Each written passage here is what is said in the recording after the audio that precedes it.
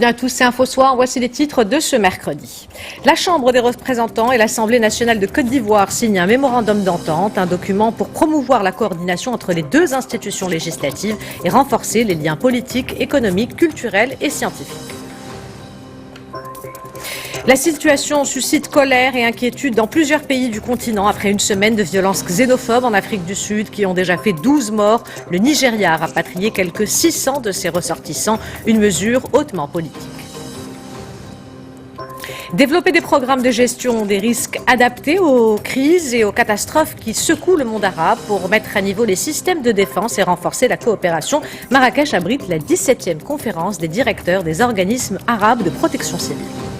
La forêt ne sera-t-elle plus dans l'avenir qu'un objet d'exhibition bordé de protection comme les gradins du stade? Une image radicale tente de répondre à cette interrogation. Une forêt plantée sur le terrain d'un stade autrichien.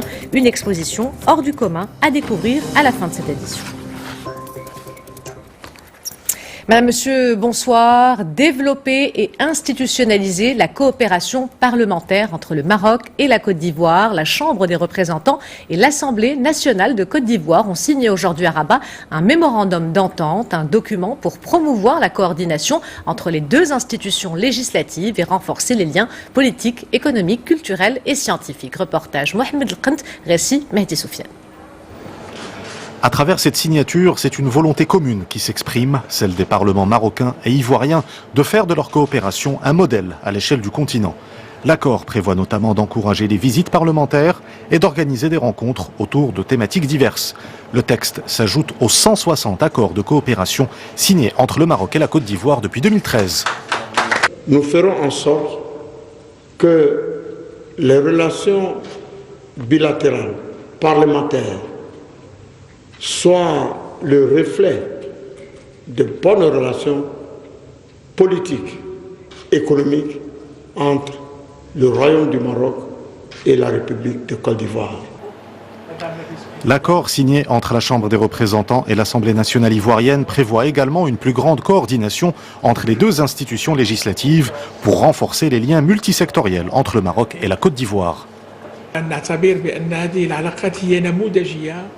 Les relations entre le Maroc et la Côte d'Ivoire sont exemplaires et représentent une référence pour la politique africaine du Royaume. Dans le cadre de l'entente entre les deux pays, l'accord signé aujourd'hui représente une nouvelle étape qui nous permettra d'ouvrir de nouveaux horizons pour la coopération parlementaire entre les deux institutions législatives. جديدة بالنسبة للتعاون البرلماني بين مؤسستينا. À cette occasion, le président de l'Assemblée nationale de Côte d'Ivoire a qualifié les relations entre Rabat et Yamoussoukro de solides, profondes et historiques, en rappelant qu'elles couvrent des domaines allant de l'enseignement à l'économie, en passant par la santé, l'habitat et le tourisme.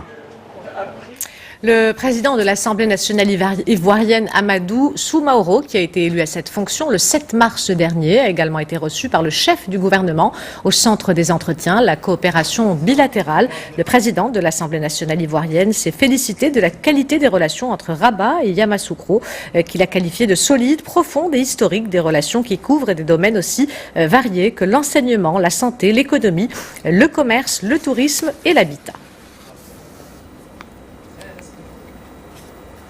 Et pour parler de la coopération Maroc-Côte d'Ivoire qui ne cesse de se renforcer et de s'étendre à tous les registres, avec moi sur le plateau notre expert en relations internationales, professeur Khalid Chegraoui. Bonsoir. Bonsoir. Alors sur les 500 accords signés par le Maroc en Afrique ces 5 dernières années, 160 concernent la Côte d'Ivoire. Le Maroc se positionne également dans le top 3 des investisseurs privés en Côte d'Ivoire, des chiffres qui illustrent un modèle de coopération et de partenariat sud-sud tourné vers l'avenir.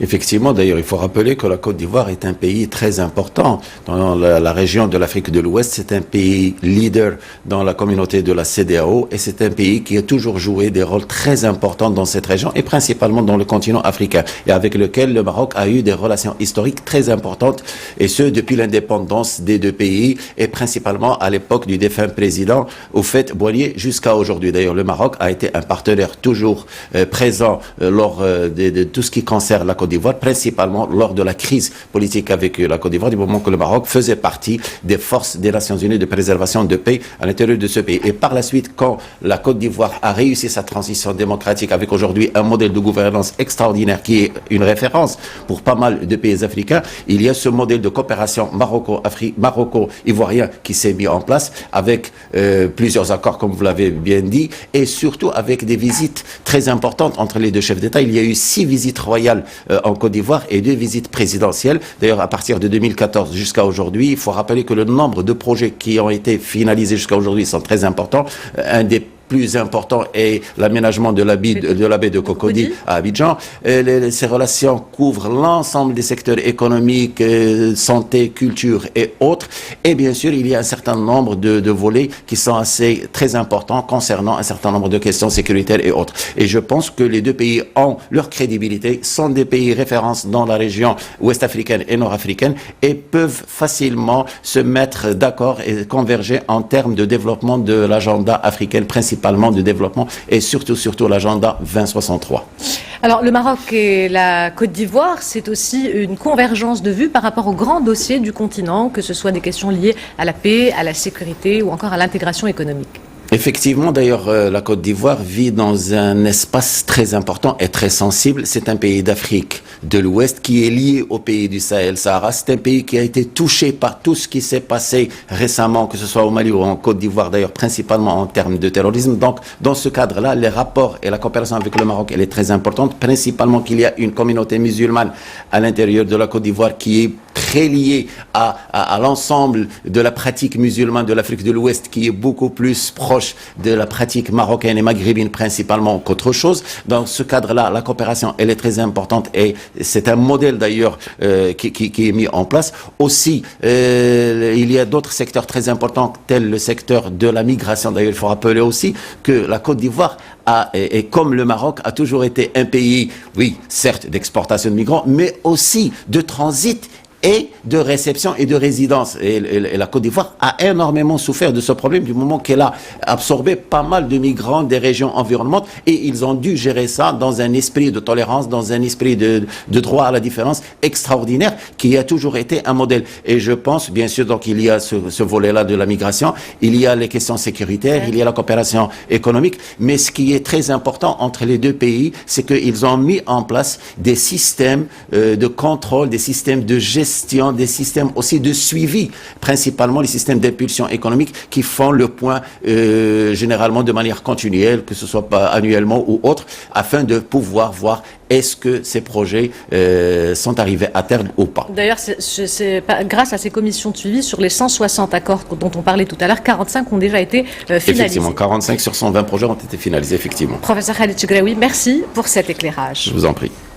La situation suscite colère et inquiétude dans plusieurs pays du continent après une semaine de violences xénophobes en Afrique du Sud qui ont déjà fait 12 morts. Le Nigeria a rapatrié quelques 600 de ses ressortissants, une mesure hautement politique dans un contexte de tension entre les deux grandes puissances du continent. Le point avec Mamadou Dieye. Partagés entre soulagement et peine, ces ressortissants nigérians sont pressés de rentrer à la maison. Ils sont quelques 300 pour cette première vague de départ sur les 640 inscrits. Je suis heureux de toute façon parce que je rentre chez moi, malgré le fait que je n'ai pas pu accomplir ma mission ici, mais je dois y aller. Donc c'est mieux pour moi de rentrer chez moi vivant que mort. Nous allons bien, mais ce que les Sud-Africains nous ont fait n'est pas juste. Des centaines d'autres ressortissants étrangers sont également sur le départ, accueillis dans des mairies de la capitale économique. Après avoir été déplacés en raison des violences, ils n'ont plus qu'un seul objectif, quitter l'Afrique du Sud, sains et saufs. J'ai peur, mais aux informations, ils disent que les attaques ont cessé. Mais il y a des bagarres qui continuent, même aujourd'hui encore. Alors maintenant, je suis sans abri. Ils ont brûlé tout ce qui m'appartenait, mais je remercie Dieu d'être encore en vie. Plus de 800 étrangers vivant à Johannesburg ont préféré fuir les violences, une estimation fournie par les autorités locales. Une visite du président nigérien Muhammadu Buhari est attendue le mois prochain pour tenter sans doute d'apaiser les tensions diplomatiques entre les deux géants du continent africain. Direction à présent l'Irak, où au moins 31 personnes ont trouvé la mort lors d'une bousculade. Une centaine d'autres a été blessée lors du pèlerinage chiite de Ashura à Kerbala. Cette bousculade est sans précédent dans cette région au sud de Bagdad, alors que le pèlerinage d'Ashura a été marqué par le passé par des attaques d'extrémistes sunnites. Cette année, près de 2 ans après que l'Irak s'est déclaré vainqueur des djihadistes du groupe État islamique, aucun incident n'avait été signalé jusqu'à l'une des toutes dernières étapes de Ashura. C'est une promesse qui a fait réagir la communauté internationale qui craint une nouvelle escalade de violence au Proche-Orient. Le Premier ministre israélien Benjamin Netanyahou a promis d'annexer la vallée du Jourdain, région stratégique de la Cisjordanie occupée, s'il est réélu aux législatives du 17 septembre. L'ONU a mis en garde Israël en soulignant, je cite, qu'une telle perspective serait dévastatrice pour la possibilité de relancer les négociations, la paix régionale et l'essence même d'une solution à 2 États. La vallée du Jourdain représente 2400 km², soit environ 30% de la Cisjordanie, territoire palestinien occupé par Israël depuis 1967. Développer des programmes de protection civile et de gestion des risques adaptés aux crises et aux catastrophes qui secouent le monde arabe pour mettre à niveau les systèmes de défense et renforcer davantage la coopération arabe. Marrakech abrite la 17e conférence des directeurs des organismes arabes de protection civile. Reportage Izza Sharqi et Mohamed Chihima. Mettre en exergue l'importance du rôle que jouent les organismes de protection civile, tel est l'objectif premier de ce conclave auquel ont participé 17 pays arabes. L'occasion pour les responsables et représentants de ces institutions de faire le bilan de la situation de la protection civile dans le monde arabe sur la base des recommandations des sessions passées. Parmi les points prioritaires à débattre, nous citerons les recommandations issues du 16e congrès. Nous reviendrons sur ce qui a été fait concernant ces dernières, notamment les différents dispositifs mis en place à cet effet. Le Maroc porte un grand intérêt à ce volet en mettant en place plusieurs stratégies visant à gérer au mieux les différents dangers spécifiques à notre pays. Plusieurs récompenses ont été remises lors de cette séance inaugurale. 8 pays arabes ont participé à un concours qui consiste à réaliser un film de sensibilisation à l'importance de la protection civile. Et c'est l'Arabie Saoudite qui remporte le premier prix de cette compétition.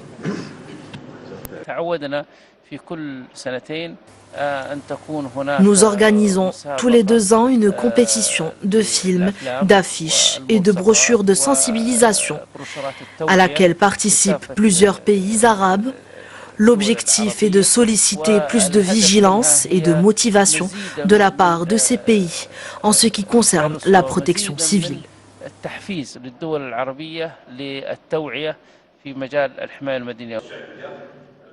Durant cette conférence, l'accent sera également mis sur plusieurs thématiques et projets relatifs au domaine de la protection civile, tels que la mise en œuvre du cadre de Sunday pour la réduction des risques de catastrophes 2015-2030 ou encore l'élaboration d'un code arabe unifié pour contrôler l'importation et le transport de matières explosives et dangereuses.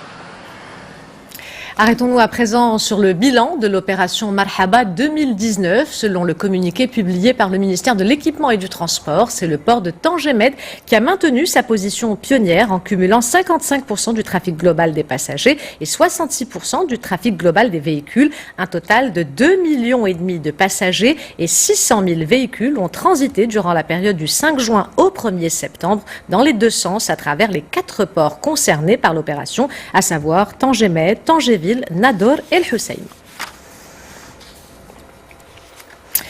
C'est la rentrée universitaire pour plus de 900 000 étudiants à travers le pays. À Fès, l'année académique 2019-2020 a officiellement démarré aujourd'hui. À l'université Sidi Mohamed Ben Abdallah, la structure accueille cette année 21 000 nouveaux étudiants, dont plus de 2 000 étrangers. Reportage Sarah Jabri et Alain Dilhamini. D'un pas déterminé, Ihsan se dirige vers la salle de conférence pour assister à la cérémonie d'ouverture de l'année académique 2019-2020. Cet élève ingénieur en est à sa 5e année à l'École nationale des sciences appliquées de Fès. Durant ces 5 ans, j'ai passé les 5 meilleures années de ma vie. Sincèrement, c'était C'était plein d'émotions. J'ai eu l'opportunité en tant que représentante des étudiants au conseil de l'université de faire entendre la voix des étudiants. L'étudiant d'abord, c'est sous ce thème qu'a été placée la rentrée à l'université Sidi Mohamed Ben Abdallah de Fès. Et ce ne sont pas moins de 21 000 nouveaux étudiants qui ont rejoint cette année l'un des 12 instituts relevant de l'université. J'avais le choix entre plusieurs écoles et j'ai finalement opté pour la faculté de médecine relevant de l'université Sidi Mohamed Ben Abdallah. J'espère que l'année universitaire se déroulera dans les meilleures conditions. Tout a été mis en œuvre pour la réussite de cette année académique. Les opérations d'inscription des étudiants se sont déroulées à temps et les cours ont commencé officiellement lundi dernier.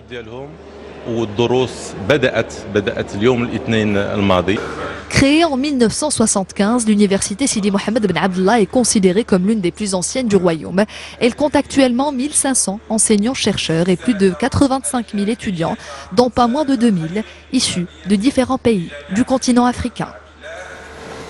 Direction à présent Safi, où a été lancée la 2e édition de El Moutmir itinérant, un dispositif mis en place par l'OCP pour accompagner la campagne agricole 2019-2020. Le programme cible 3 types de cultures et 10 000 agriculteurs. Les explications dans ce reportage de Fatiha Ashhab, le récit est de Salima Benabou. C'est ici, dans la petite localité de Jamaat Shim, que l'OCP a pris ses quartiers, premier arrêt de la caravane itinérante organisée par le géant des phosphates. Ce dispositif de proximité prévoit de former les petits agriculteurs aux bonnes pratiques agricoles. La première, le choix du bon engrais et plus important encore, du bon dosage. Je travaillais un peu à l'aveugle. Un jour j'utilise 1 tonne, l'autre 50 kilos. C'était vraiment à la louche. Ce n'est pas une manière de travailler. J'ai pu obtenir des informations, notamment sur la quantité d'engrais à utiliser. C'était du gâchis qui a des conséquences immédiates sur mon rendement. Cette 2e édition cible 3 types de cultures, céréales légumineuses, arboriculture et maraîchage, et prévoit plus de 10 000 analyses de sol pour évaluer les besoins en fertilisants, mais pas que.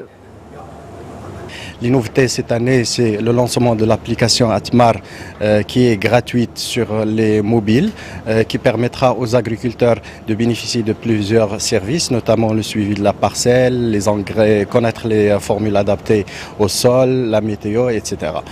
Ce programme fera escale dans 28 provinces, soit 180 localités à travers le Maroc. Il ciblera quelques 10 000 agriculteurs pour les aider à augmenter leur rendement et leurs revenus. C'est une ville très prisée par les touristes, surtout pendant l'été, pour mieux assurer la gestion des déchets ménagers dans la ville de Mdir en pleine croissance urbaine et démographique.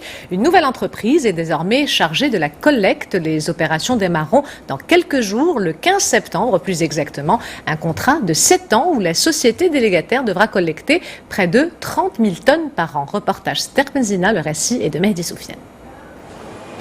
De nouveaux équipements pour une nouvelle phase dans la gestion des déchets ménagers à Mdir. Un investissement de 25 millions de dirhams par la société délégataire qui débute ses services dans quelques jours dans cette ville de 80 000 habitants. Mdir est l'une des destinations phares du tourisme national pendant la période estivale. Le grand challenge pour nous, c'est de rendre la ville de Mdir super propre, surtout pendant la période estivale. Où les touristes affluent du Maroc et du monde entier pour cette ville-là. Et c'est pour cela que nous avons doté la société avec des équipements très adaptés et très performants pour assurer la propreté de la ville de Mdir. L'accord prévoit une gestion déléguée pour une période de 7 ans. La société délégataire devra collecter près de 30 000 tonnes de déchets ménagers par an. Une autre entreprise a assuré la collecte pendant ces 10 dernières années. C'est une longue période.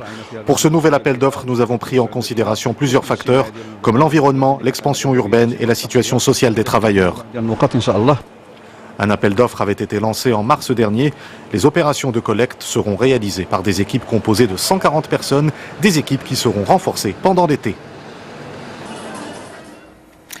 La forêt ne sera-t-elle plus dans l'avenir qu'un objet d'exhibition bordé de protection comme les gradins d'un stade? Une image radicale tente de répondre à cette interrogation. Une forêt plantée sur le terrain d'un stade autrichien. 300 arbres y ont été transplantés. Cette vision surprenante et accessible au public est le fruit du projet extravagant d'un artiste suisse. Plus de précisions avec Mamadou Dieye. Nous sommes bien dans un stade, mais le spectacle est tout autre. Une forêt gisant au centre de la pelouse, une toile vivante mettant la biodiversité dans toutes ses expressions, dans ce stade d'une capacité de 30 000 places, un véritable plaidoyer en faveur de la nature. Cela a un effet énorme de voir une forêt à l'intérieur d'un stade. Nous avons l'habitude de la voir partout, mais une fois qu'elle disparaît, comme en Amazonie, alors cela donne la bonne perspective de ce que cela signifie de perdre une forêt. Je crois que nous devons penser au climat. Les actions et les caprices de la météo nous montrent ce qu'il est en train de se passer. L'avenir nous dira s'il s'agit d'un processus naturel réversible selon les lois de la nature ou si c'est nous qui l'accélérons. Et l'idée a été inspirée par un certain Max Pintner dans les années 70. Elle faisait penser au devenir de la nature à l'heure d'une industrialisation à outrance. C'est un moment important que nous ayons pu réaliser cela. Cela permet de sensibiliser quelque part et de regarder la forêt dans un contexte différent. L'exposition unique en son genre se poursuit jusqu'au 27 octobre. Une expression artistique qui fait place à l'environnement, une manière de rappeler ce sans quoi nous ne serions certainement pas. Avant de nous quitter, je vous rappelle l'une des principales informations de ce journal: développer et institutionnaliser la coopération parlementaire entre le Maroc et la Côte d'Ivoire. La Chambre des représentants et l'Assemblée nationale de Côte d'Ivoire ont signé aujourd'hui à Rabat un mémorandum d'entente, un document pour promouvoir la coordination entre les deux institutions législatives et renforcer les liens politiques, économiques, culturels et scientifiques. C'est la fin de cette édition. L'information se poursuit sur notre site 2m.ma et sur l'application My2M. Le prochain journal El Messaïa vous sera présenté par Hicham Rafaoui. Quant à moi, j'aurai le plaisir de vous retrouver demain à 20h15. En attendant, portez-vous bien et excellente soirée à tous.